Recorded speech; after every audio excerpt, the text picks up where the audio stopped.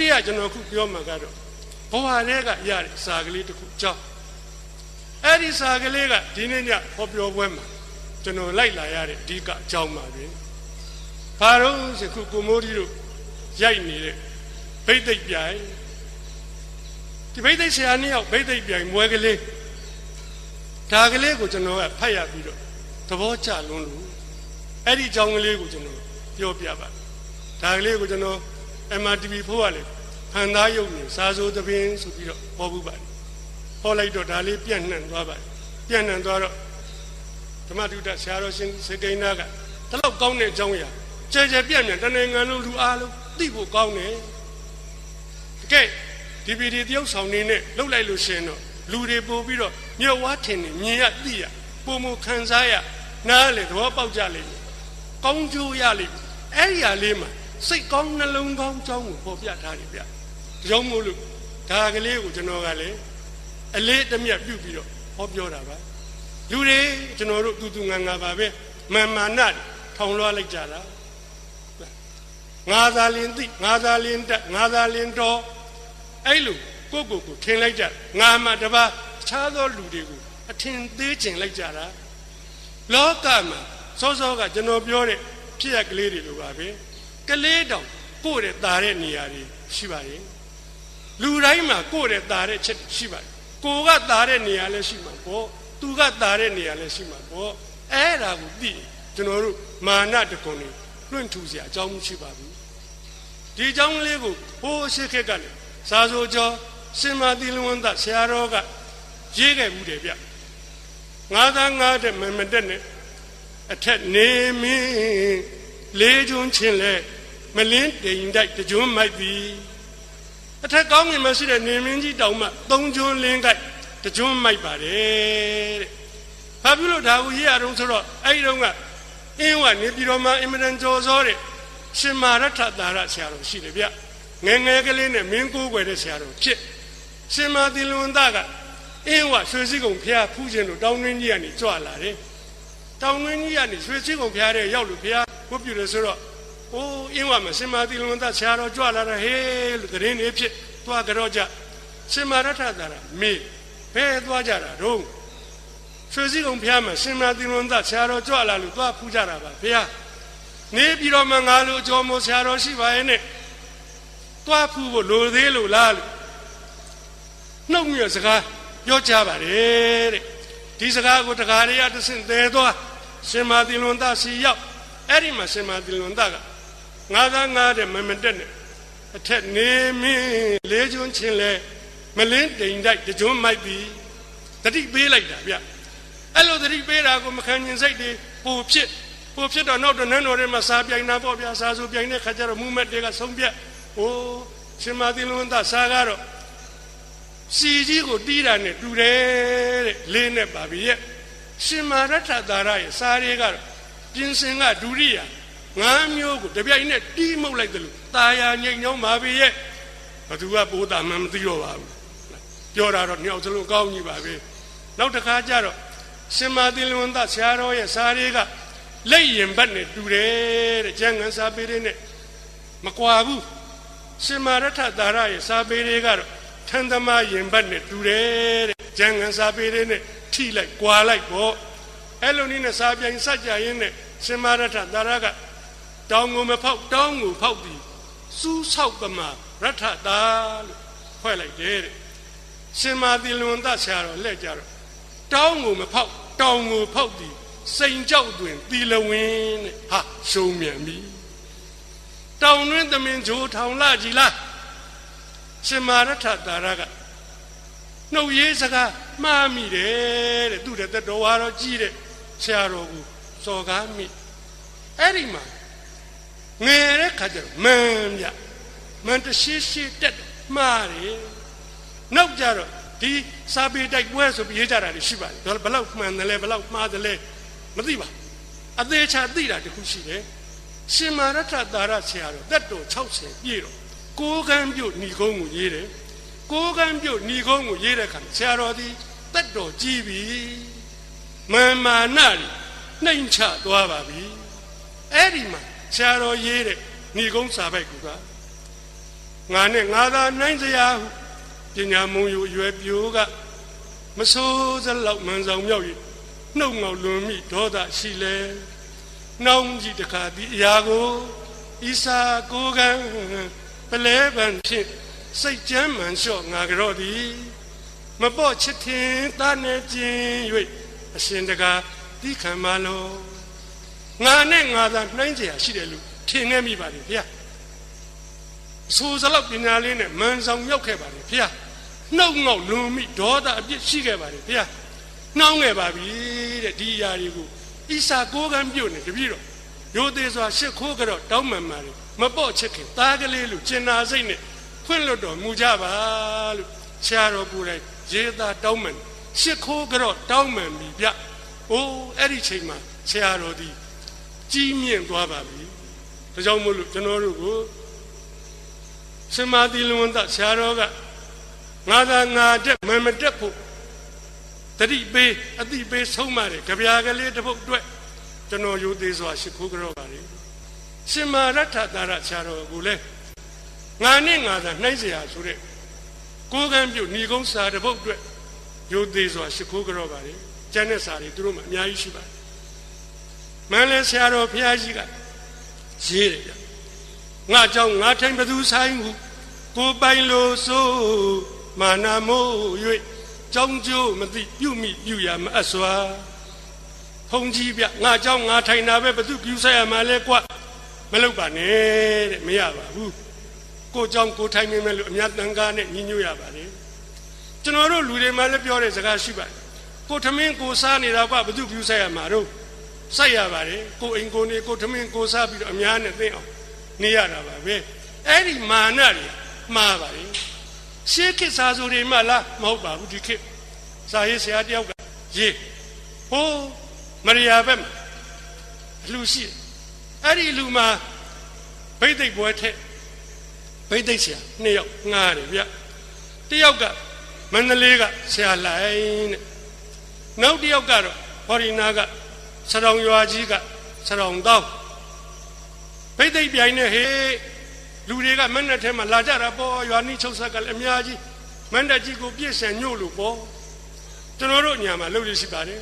ဗိသိက်ပြိုင်နဲ့ဆိုင်းပြိုင်နဲ့အငိမ့်ပြိုင်နဲ့တက်နိုင်ရင်တက်နိုင်သလောက်ချဲ့ကြတာပေါ့အဲ့ဒီလူကတော့ဗိသိက်ပြိုင်ဆိုင်းကလည်းမန္တလေးရွှေမြို့တော်ကရွာစားစိန်တင်ဟန်ဆိုင်းအဲ့ဒီမန္တလေးကငှားတဲ့ဆရာလိုင်းဆိုတော့မန္တလေးမှာဖြစ်ကျေးအမြင့်ဆုံးပါပဲတဲ့နာမည်အကျော်ဆုံးပါပဲအဲ့ဒါနဲ့မန္တထဲမှာရောက်ကြပြီပေါ့ပြိဿတ်တွေပြည့်ဗိသိက်ပွဲကြီးစကြပါစို့အဲ့ဒီမှာမန္တလေးကရတနာအောင်ဆရာလိုင်းကဗိသိက်ပွဲစဗိသိက်ဆိုတာသိတဲ့အတိုင်းမှာပဲဒီလိုစကားပြောစင်မပါမိုက်တိုင်ကလေးထောင်ထားဒီရှေ့မှာကမောင်ရှင်လောင်းလေးတွေဒီဘက်မှာကမိဘဘိုးဘွားဆွေမျိုးသားချင်းတွေဟိုနောက်မှာကကာလာသားကာလသမီးတွေနောက်တော့မန္တကြီးတစ်ခုလုံးပြည့်လာကြတဲ့ပြိဿတ်တွေပေါ့အဲ့ဒီမှာဆရာလိုင်းမတ်တတ်ထမိတယ်ဆိုရင်ပဲတောရွာကိုရွာပြိဿကနှံ့ကြည့်ကြမလေးမြို့ပိတ်သိဆရာလိုင်းနဲ့ကြေးမြင့်ဆုံးဆိုပဲနာမည်ကလည်းသိကြီးတဲ့ဘယ်လိုများနေသလဲလှမ်းကြည့်တဲ့ခါကျတော့ခေါင်းမှာဖက်ဖူးရောင်ခေါင်းမောင်းလေးကတစ်တစ်လွင်လွင်အင်ကြီးကတိုးရင်အင်ကြီးအရှည်ကြီးဖြူဖွေးလွှလို့အောက်ကရွှေပလားရောင်ကြိုးကြီးချိတ်တောင်ရှည်ပစိုးနဲ့ချီအိတ်ဖြူကလေးတောင်စွတ်ထားသေးဟိုးကြည့်ရကြက်တည်ရှိလိုက်တာနာမည်ကြည့်တာနဲ့လျော်ပါပဲရဲ့အသက်ကလည်း40လောက်ဆိုတော့သားရဲကပြည့်ပြည့်တင်းတင်းကြက်တည်ရှိလိုက်တာကြည့်လို့ကောင်းလိုက်တယ်ကြည့်ကြရင်ကနေပြီးတော့အဲ့ဒီမှာတောပိတ်သိခြေတော်တောင်းငါတို့တောပိတ်သိကြီးကရောဘယ်လိုမြန်ဝတ်ထားပါလဲခြေတော်တောင်းရှိရလိုက်ရှာကြဝေးမရှားပါဘူးအဲ့နာမှာရှိခြေတော်တောင်းကလည်းမြို့ပိတ်သိကိုမော့ကြည့်လိုက်တော့ဟိုးသူအင်ကြီးကဖြူဖွေးလွှလို့ကိုအင်ကြီးကိုငုံကြည့်တော့တွန့်ကြေမှာပေါ့ဗိသိက်ပွဲပြီးရင်သူကအသေးချာခောက်တာမဟုတ်ဘူးလုံသိပ်ပြီးတော့လွယ်ရီထဲထိုးကြိတ်ထဲတာပစိုးကပိုးလုံးကြီးပန်းရောင်ကလေးပါပဲဒါလည်းလုံသိပ်ပြီးတော့လွယ်ရီထဲထက်ဗိသိက်မြောက်ခါနီးမှာအင်ကြီးလေးခါဝတ်တာ သူတယောက်ထဲတော့ဘာကိစ္စရှိမလဲနှစ်ယောက်ဆိုတော့ဟိုအင်ကြီးကဖြူဖွေးလွတ်သူလှမ်းကြည့်ပြီးတော့ကိုအင်ကြီးကိုငုံကြည့်ဟိုငါအင်ကြီးကထောင်းလမောင်းကြေလို့ပါလားပရိသတ်မသိအောင်လို့တိတ်တိတ်ကလေးလက်ကလေးနဲ့ဖိပြီးတော့ဖြေတယ်ပြေအောင်ဖြေတယ်ပျောက်အောင်ဖြောက်တယ်မပြေပါဘူးမပျောက်ပါဘူးပိုးလုံးကြီးလေးကလည်းထောင်းလမောင်းကိုကြေအဲ့ဒါလေးလဲလက်ကလေးနဲ့ဘာပေါ်ဖိတက်လိုက်သူမြင်တဲ့နေရာသူတက်နေတာပေါ့ပိုးဆိုးတာကသူပေါင်းထားတဲ့ခေါင်းမောင်းထိတ်တဲ့မှာချွေးကွက်ကြီးဒီလူမှာဖြစ်တဲ့ချွေးကွက်မဟုတ်ဘယ်လူကဖြစ်ခဲ့မှန်းတော့မသိဘူးချွေးကွက်က6တောင်နေပြီသူချွေးကွက်တော့သူမမြင်ရတာကံကောင်းအဲ့ဒီမှာပြိဿကမျိုးဘိသိက်ကိုကြည့်ပြီးတော့ငါတို့တောဘိသိက်ကြီးကရောဘယ်လိုများဝတ်ထားပါလိမ့်လှမ်းကြည့်တဲ့အခါမှာစရုံတောင်းအင်ကြီးတွန့်ကြည်လေးတွေဖိတက်နေတာတွေ့တာပေါ့လက်ကုပ်ပြီးပြဟိုမှာအင်ကြီးတွန့်ကြည်တွေဖိတက်နေပြီသူအင်ကြီးကလည်းထောင်းလမောင်းကြည်လို့တို့တောဘိသိက်ကြီးကတော့ရိုင်မပြန်ရသေးဘူးရှုံနေပါပြီကွာတော်သားတွေကပြုံးညတယောက်ကပြောတယ်မင်းကအင်ကြီးပဲကြည်နေတဲ့ထိတ်ကခေါင်းမောင်းကိုကြည်အောင်ချွေးကွက်ကြီးပြုံးညလက်တို့ကြပြည့်ရင်ပြုကြတယ်အဲ့ဒီမှာမြို့ဘိသိက်ကဘိသိက်ခန်းစဘိသိက်ခန်းစတဲ့ခါကျတော့သူကဘိသိက်နဲ့ပတ်သက်တဲ့မင်္ဂလာ12ပါးပြောတာပေါ့ပြောပြီးတော့မင်္ဂလာပပံလူနာတိစိန်တတိတိမင်္ဂလာဒီပပံဆိုတာမကောင်းမှုတည်းမြပယ်ဖြတ်ခုတ်ထွင်တုတ်တင်ရှင်းလင်းနိုင်တဲ့တတ်တည်ရှိတဲ့အတွက်ကြောင့်မို့လို့သူ့ကိုမင်္ဂလာမြည်တယ်ဟောဒီလိုမင်္ဂလာ12ပါးမှာတားရှင်ပြုသမီးနာထွင်းတဲ့မင်္ဂလာဒီအရေးကြီးဆုံးပါပဲဘာကြောင့်လို့ဆိုဒီရှင်လုံးလေးတွေကမကြခင်ရှင်သာမဏေဖြစ်တော့မယ်မိဘကစရှ िख ိုးကြရမယ်အဲ့ဒီရှင်လုံးလေးတွေထိတ်ထက်ရေစဉ်သွင်းရမယ်ဘိသိက်ဆရာတဲ့ဘိသိက်ဆရာမင်္ဂလာရှိတယ်မင်္ဂလာပွဲမှာမင်္ဂလာဖြည့်ပေးရမယ်သူပါပဲမင်္ဂလာဖြည့်ပေးရမယ်သူကမင်္ဂလာရှိအောင်လုပ်ရလိမ့်မယ်အဲ့ဒီမင်္ဂလာရှိအောင်လုပ်ရမယ်လူကကံ5ပါးကိုမလုံရင်တော့မင်္ဂလာဖြည့်မပေးနိုင်ဘူးဒါကြောင့်မို့လို့ထရေအရက်တောက်ရင်တော့ဘိသိက်မမြောက်နဲ့ဗျဘောကနေမန္တထဲမှာအတန်ကြီးဖြစ်သွားတယ်ဘာဖြစ်တာလဲဟာမြို့ဘိသိက်ကတော့တော်လာကြီးလားကွတရင်တွေကဘယ်လိုလုပ်ပေါက်ချသွားလဲမသိဘူးဟဲ့တော်ဘိသိက်ကြီးကိုတော့ဆော်လိုက်ပြန်ပြီကွစရုံတောင်းကထရေရဲ့အလွန်ကြိုက်တာကိုအလူဘိသိက်ပွဲပြီးရင်သွားမော့နေပြီအဲ့ဒါတနယ်လုံးသိလူကြီးတွေမကကလေးတွေပါသိစရုံတောင်းကထေသမားအယက်သမားမြို့ဘိသိက်ကဒါကိုတရင်ရပြီးတော့ချလိုက်ပြီဟဲ့စရုံတောင်းရှိရလှမ်းကြည့်ကြတယ်စရုံတောင်းကခေါင်းကလေးတငိမ့်ငိမ့်နဲ့ဟုတ်ကဲ့ကျွန်တော်ကလည်းကြိုက်တော့တောက်မိပါတယ်ခမရဝန်ခံနေသလိုပါပဲတဲ့ဟိုမှာကြည်အောင်ခေါင်းတငိမ့်ငိမ့်နဲ့ဝန်ခံနေပြီရှုံမြန်ပါပြီကွာတို့တောဘိသိက်ကြီးကတော့ရှုံပြီးရင်ရှုံရင်ပါပဲကွာတောသူတောသားတွေကကို့တောသားချင်းချင်းကိုရင်ထဲကမသိစိတ်ကအားပေးခြင်းနေတယ်ရှင်လိုက်တိုင်းရှုံနေတော့အားမလို့အားမရဖြစ်နေကြတာပေါ့အဲ့ဒီမှာညို့ဘိသိက်ကလည်းဖိနှိပ်တော့တာပဲဒါကြောင့်မလို့တဲ့ဒီစင်ပြူပွဲမှာထရေရက်တောက်ပြီးတော့ဘိသိက်မြောက်တယ်ဆိုရင်တဲ့မောင်ရှင်လောင်းတွေကိုမင်္ဂလာချီမန်းခွင်းစွတ်တာမင်္ဂလာရေဖြန်းတဲ့ခါမှာမန္တန်နေမန္တရားတွေဘလောက်ပဲရွတ်ထရေရက်တောက်တဲ့နှုတ်နဲ့ရွတ်လို့ရှိရင်တော့ဘာတစ်ခုမှမပြီးမြောက်ပါဘူးတဲ့ကြောင့်မို့လို့ဒီလိုမင်္ဂလာရှိတဲ့ပွဲမှာဘိသိက်ဆရာထရေတောက်တဲ့ဘိသိက်မြောက်ရင်တော့အဲ့ဒါအင်မတန်ကောင်းတဲ့နတ်တုတ်ဓာတ်ထဲမှာမစင်တပဲကြတာနဲ့တူတူပါပဲလို့ပြောတယ်ဗျပြောတော့သူကလည်းပြောကောင်းနဲ့ဆိုတော့မန္တထဲကပြိဿတွေကလည်းခေါင်းတငိမ့်ငိမ့်နဲ့ဖြစ်ပါသွားပြီရှာလိုက်တော့ပြိဿကပါသွားပြီအဲ့ဒီမှာအချိန်နဲ့ကိုသူဘိသိက်မြောက်တယ်နာယီဝက်စီတော့ကျွန်တော်နာယီဝက်ပြည့်လို့နောက်ဘိသိက်ဆရာအလှပေးပါဦးမယ်သူကဆိုင်ကလေးဆင်းလိုက်တော့ဆိုင်သားကလေပြေကလေးထိုးပေးတာပေါ့လေပြေလေးထိုးတော့ ဆရာလိုင်းကထိုင်နေဆရောင်တောင်းမတ်တထားတယ်ပိဋကရှိရောက်ပြီပိဋကရှိရောက်တာတောင်းမှဆရောင်တောင်းကအင်ကြီးတွန့်ကြည်တယ်ဖီတော့တတ်တော့တင်ပါကလေးပုတ်တော့ဟိုမှာတတ်နေတော့กว่าလူတွေကပြကြကြည့်ကြဆရောင်တောင်းကမျိုးပိတ်တိတ်ပဲလှည့်ကြည့်ပြီးတော့ပြုံးနေလူတွေကနားထောင်နားဆွဲငြိမ်သွားပြီပြုံးနေပြီဆော်တော့မယ်ပြန်ချတော့မယ်အဲ့လိုခေါင်းလေးငဲ့ရနေမှာခေါင်းလေးတစ်ဆက်ညိတ်ဟုတ်ပြီတွေ့တော့မယ်ဘယ်လိုများတွေ့မလဲအဲ့ဒီမှာဆရောင်းတောင်းကပြောလိုက်ပါလူတွေကပြောလိုက်ကြတာဘိသိက်ပြိုင်နဲ့ကျွန်တော်မပြိုင်နိုင်ပါဘူးတဲ့စောကဆရာလိုင်းပြောသွားတယ်စကားတွေကောင်းလိုက်တာမင်္ဂလာရှိတဲ့စကားတွေကြားရမင်္ဂလာရှိပါပဲရဲ့ဒီနေ့ပွဲကဖြစ်ဘိသိက်ပြိုင်မဟုတ်ဘဲနဲ့ဆရာလိုင်းပြောတဲ့စကားတွေဟောဒီကမောင်တောင်းနားထောင်ရတဲ့ပွဲပါပဲပညာရှိပါပဲရဲ့ကျေးဇူးကြီးပါပဲရဲ့နားထောင်လို့ကောင်းလိုက်တာကျွန်တော်ကတက်လို့လောက်တာမှမဟုတ်ပဲဟိုဆရောင်ရွာကတချင်းကလေးပါလေးဆိုတာဝါသနာပါတော့ကျွန်တော်တငယ်ချင်းများကခုလိုနွေရာသီလဲလုံးနဲ့နားတဲ့ခါကြတော့သူတို့သားသမီးရှင်ပြုတ်တဲ့ခါကျွန်တော်ကကူညီပါအောင်လို့ဘိသိက်မြောက်ပေးပါအောင်လို့တောင်းဆိုတဲ့ခါကျွန်တော်ကကူညီပြီးတော့ဘိသိက်မြောက်ရင်းနဲ့အခုလိုဘိသိက်ဆရာဘုရားရောက်လာတာပါတကယ်တော့ကျွန်တော်ကလဲသမားပါပဲဒီနေ့ဘိသိက်မြောက်သွားကနီးတောင်မှကျွန်တော်မိမကကိုတော့တော်ဘိသိက်မြောက်မသွားခင်နွားသချင်းနေရေပြအောင်ထမ်းခဲ့အောင်ဆိုလို့ကျွန်တော်ရေထမ်းခဲ့ရပါသေးတယ်ရေထမ်းတာလည်းရေတွင်းကရွာထဲမှာမရှိဘူးခမဟိုးရွာပြင်သွားထမ်းရတယ်ဒါနဲ့ကျွန်တော်ကရေဆိုင်တန်းကလေးပခုံးမှာထမ်းပြီးတော့ရွာကထွက်ရွာပြင်ရောက်တာနဲ့တရပင်ကလေးတွေကလည်းအပွင့်နေဝေး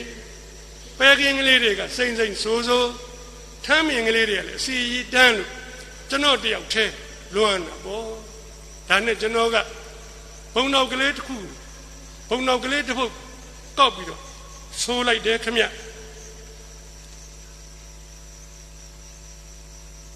လောင်းဝေသံပမတမြတရားလစိတ်တံလောင်းဝေသံပမတမြ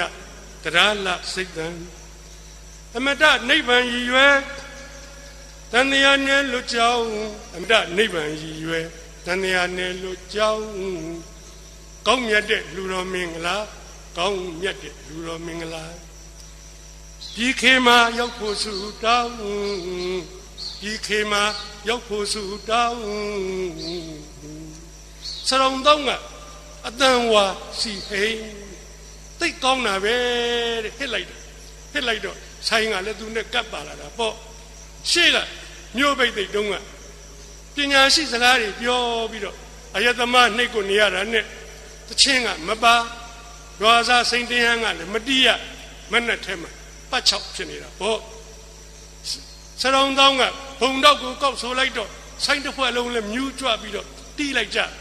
လူတွေကနားထောင်လို့ကောင်းနားရီဆွင့်ဟာကဲတန်ကောင်းမလားဟေ့မန္တထဲမှာဆိုင်တန်နဲ့တချင်းတန်ချိန်ချိတ်ညံသွားတယ်အဲ့ဒီမှာနားထောင်ကောင်းနေတော့ဘုံတော့ကဆုံးသွားတော့လူတွေကဆက်နားထောင်နေသေးတယ်စိန်တင်ဟန်းကလည်းတီးလို့ကောင်းတော့ဆက်တီးခြင်းသေးတယ်အဲ့ဒီမှာဆရောင်းတောင်းကလည်းလူပါသိတာပေါ့ဩရေတွင်းကလူဝေးတယ်ခမဘုံတော့တစ်ခေါက်ဆုံးတာမရောက်သေးဘူးခမဒါနဲ့ကျွန်တော်ကနောက်တစ်ပုဒ်ဆိုပြန်နေခမရာဇဂိုပြည်ဌာနဘာယာနချက်ဘဟုနာလန္ဒတက္ကသိုလ်ဝဲအသက်ကိုအနှင်းဟိုဆိုင်ကလည်းတီးပြန်ပြီနှစ်ပုတ်နာထောင်ကောင်းလုံးဆုံးသွားပြန်ပြီဟာဆရောင်းတောင်းကဆက်ပြောတယ်ဩရေတွင်းကလည်းဝေးတယ်ခမနှစ်ပုတ်ဆုံးတာတော့မရောက်သေးဘူးခမ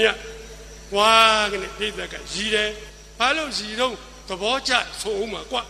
နားထောင်နေရတာကိုဆရောင်းတောင်းကငါးပုတ်တိတိဆက်တိုက်ဆိုချလိုက်တယ်ပြိတ္တအားလုံးကငြိမ်တိတ်ပြီးတော့နားထောင်လိုက်ကြတာတဲ့ဆိုင်တန်နဲ့တချင်းတန်မန္တထဲမှာလားမကတရွာလုံးစီစီညံသွားတာပဲဟာကဲကောင်းပါလား မျိုးပိတ်သိက်ဆရာလိုင်ကိုယ်တိုင်သူလည်းနားထောင်တဲ့ထဲမှာပါသွားအဲ့ဒီမှာဆရာတော်ကလေဒီဆရာတော်ဘုရားကြီးရဲ့တန်ဝေကဒွေချိုးကြီးကိုဆိုလိုက်တယ်ဗျမိုင်မလေးနိုင်မြိုင်ထင်းတဲ့ညာစီမိုင်မလေးနိုင်မှုမြိုင်ခင်းတဲ့ညာစီခါတော်မိသည်မွေနိုင်မှုခါတော်မိသည်မွေနိုင်မှုခါတော်မိဆရာတော်တောင်းကဆိုင်ဝိုင်းကိုလှည့်ကြည့်လိုက်တော့ဆိုင်ကလည်းသူကဖြတ်ထားတာခါတော်မိဆိုင်ကလည်းပူနေနေဒီပေးလိုက်ဆရာတော်တောင်းကပြုံးပြခါတော်မိဟိုကလည်းတီးလိုက်အဲ့ဒီမှာသူခါတော်မိဒါကိုဆိုင်ကလည်းမြူတီးလိုက်ကြွတီးလိုက်ဆရာတော်တောင်းကလည်းဆော့ဆိုးလိုက်ဆိုင်သမားကိုဗိသိက်ဆရာကကြည့်ပြီးတော့ပြုံးလိုက်ဆိုင်ဆရာကလည်းဗိသိက်ဆရာကြည့်ပြီးပြုံးလိုက်ပရိသတ်တွေအကုန်လုံးကလည်းပြုံးလို့အဲ့ဒီမှာဆရာတော်တောင်းကဆက်ဆိုခါတော်မိသည်မွေနိုင်ဘူးဒီခွေတွင်နေ့ကုန်လိုမျောပြန်ရအတော်ပဲမတတ်နိုင်တဲ့ရဟဘွေဆိုင်ကလိုက်ပြီးတော့ဒီအဲ့ဒီမှာဆရာတော်တောင်းကကျွန်တော်တို့လူတွေမိုက်လိုက်ကြတာဉာဏ်ပညာမြင်လင်းကိုမရနိုင်ကြပါဘူးတဲ့အခုလိုသာသနာတော်ကြီးနဲ့ကြုံတွေ့နေတဲ့ခိုက်မှာတရားဘာဝနာပွားများဖို့တရားဓမ္မဘက်ကတီကလေးမှမဝေ့နိုင်ကြပါဘူးတဲ့အဲ့လိုမိုက်ကြတဲ့အထက်မှာဖြစ်ကျွန်တော်ဆရာတောင်းကပိုးဆိုးပါတယ်ခမကျွန်တော်ကထီကလေးအရက်ကလေးတောက်တဲ့တော့ပိုးမိုက်ပါတယ်ခမလူတွေကဝါကနေကြီးသူ့ကိုယ်သူဝန်ခံနှိမ်ချလိုက်တော့လူတွေကရဲလိုက်တာပေါ့ရဲချင်းနဲ့တူအားထောင်တဲ့ထဲမှာဘသူပါတော့မျိုးဘိတ်သိက်ဆရာလိုင်လဲပါတယ်သူလဲငေးလို့နားထောင်လို့ဆရာတော်တောင်းကအဆိုးကောင်းတယ်လို့အပြောကလည်းအလွန်ကောင်းတယ်တဲ့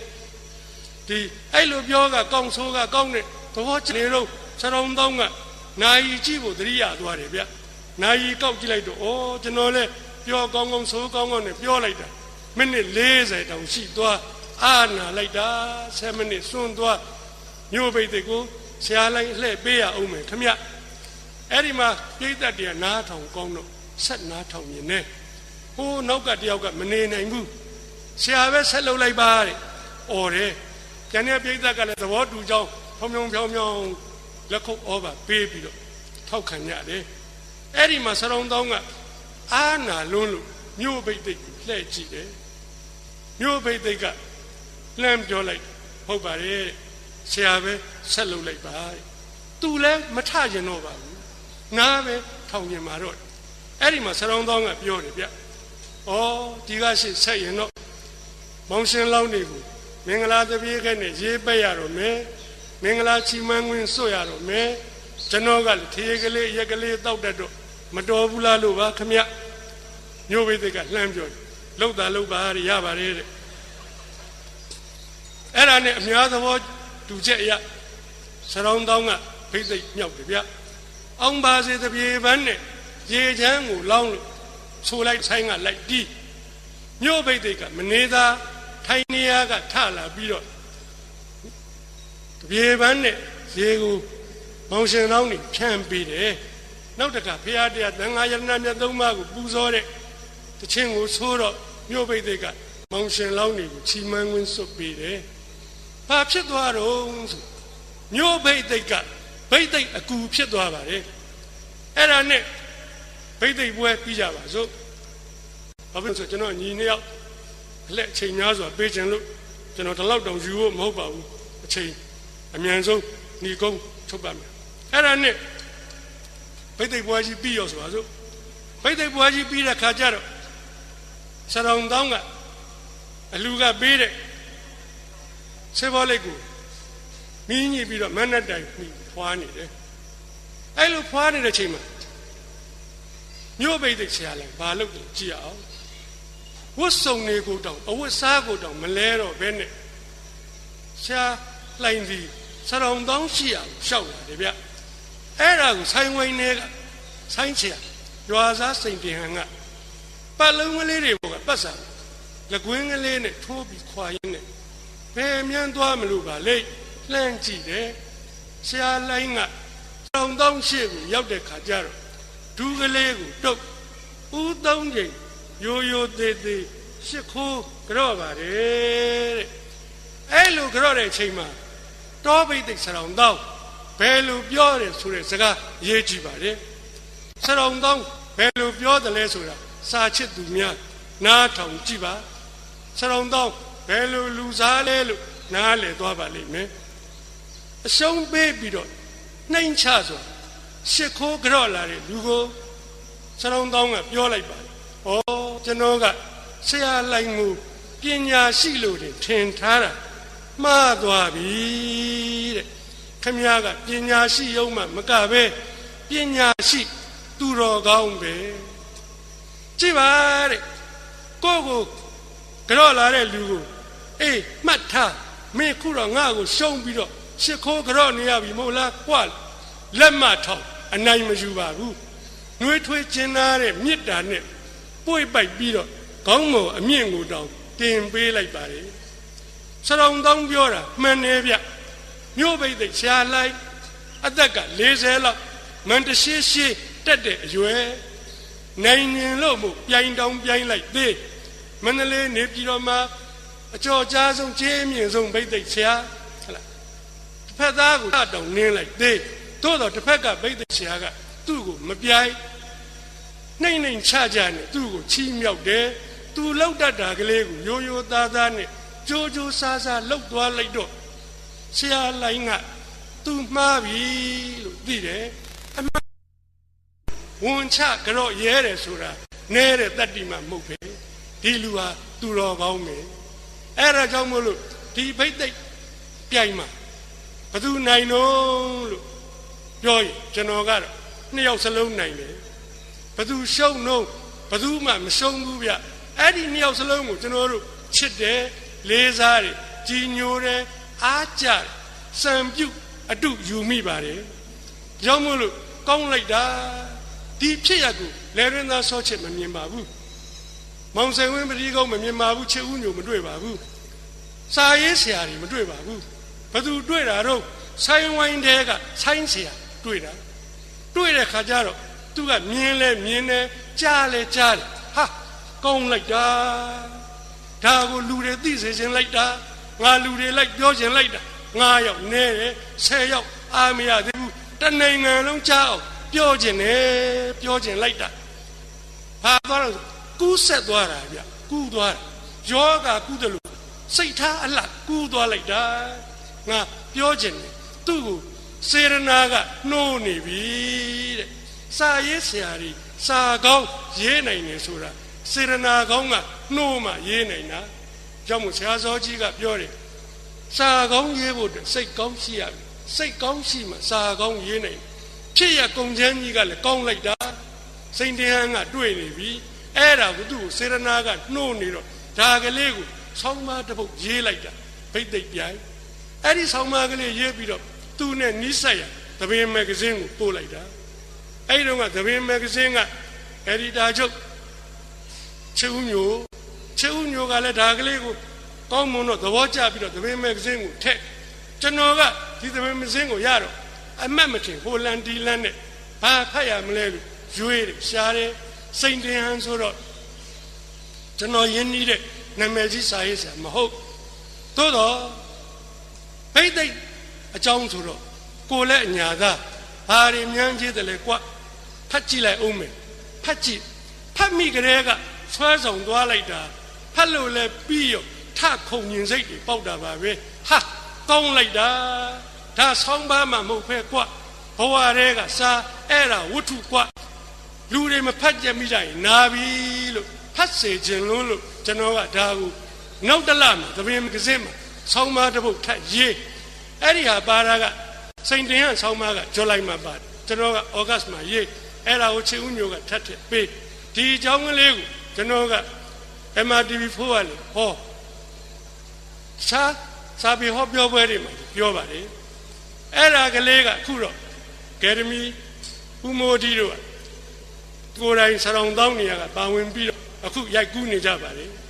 မနေ့ဖြင်ကဆက်ပြီးတော့ရိုက်ကူးပါဒါကိုဆရာတော်ရှင်စေကိန်းနာကဒီလောက်ကောင်းမြတ်တဲ့စိတ်ကောင်းကိုအကျယ်ကြီးကူးနိုင်အောင်လို့တနိုင်ငံလုံးပြန့်နိုင်အောင်လို့ဒီဗီဒီရိုက်ပြီးတော့ဖြန့်ဝေပေးလိမ့်မယ်ဖြန့်လိမ့်မယ်အဲ့ဒါကလေးကိုလိုက်ပြီးတော့လေဟောပြောပေးပါလို့ပြောတဲ့အတွက်ကျွန်တော်လိုက်ဟောရဆရာတော်တောင်းကတော့မရှိတော့ပါဘူးမန်းလေးစိန်တင်ဟန်ကိုမကွယ်လွန်မီကျွန်တော်သွားပြီးတော့ကျွန်တော်တက်နေတဲ့ငွေကြေးပမာဏနဲ့ကြောခဲ့ပါလေဆရာကပြောတယ်ခမည်းဆောက်60 90ရေးတာကျွန်တော်ကဆောင်းပါလေး5 6ပုတ်ရေးတာဘာလို့လာကြောရတယ်လေကျွန်တော်ကပြောပါဆရာလို့ဝတ္ထုပေါင်းလုံးချင်းအုပ်ပေါင်း100ရေး300ရေးလေကျွန်တော်စာရေးဆရာလို့အတိမပြုတ်နိုင်တဲ့သူတွေအများကြီးရှိပါလေစာကလေးတစ်ပုတ်ထဲပဲရေးလိုက်ပါအဲ့ဒီစာတစ်ပုတ်ဒီလောကလည်းမှာမိစုတစောင်းအလင်းတိုင်တစ်ခုထွန်းညှိပေးနိုင်ရင်အဲ့ဒီစာရေးသူရိုသေစွာစခိုးကြောပြစီဆရာကကြောခံပါလေဒါကြောင့်မို့လို့ကျွန်တော်ရဲ့ပြောချက်ကိုညီကုန်းထုတ်ရမယ်ဆိုရင်ဒီစာပွဲသဖြင့်အလူတော်မင်္ဂလာခန္ဓာပြုတယ်စာပေဟောပြောပွဲမှာကျွန်တော်စာကောင်းကိုရေးတဲ့ဗိသိက်ပြိုင်ကိုရေးတဲ့ရွာစားစိန်တင်ဟန်ကိုရိုသေစွာရှ िख ိုးကြောရင်ညီကုန်းချုပ်ပါတယ်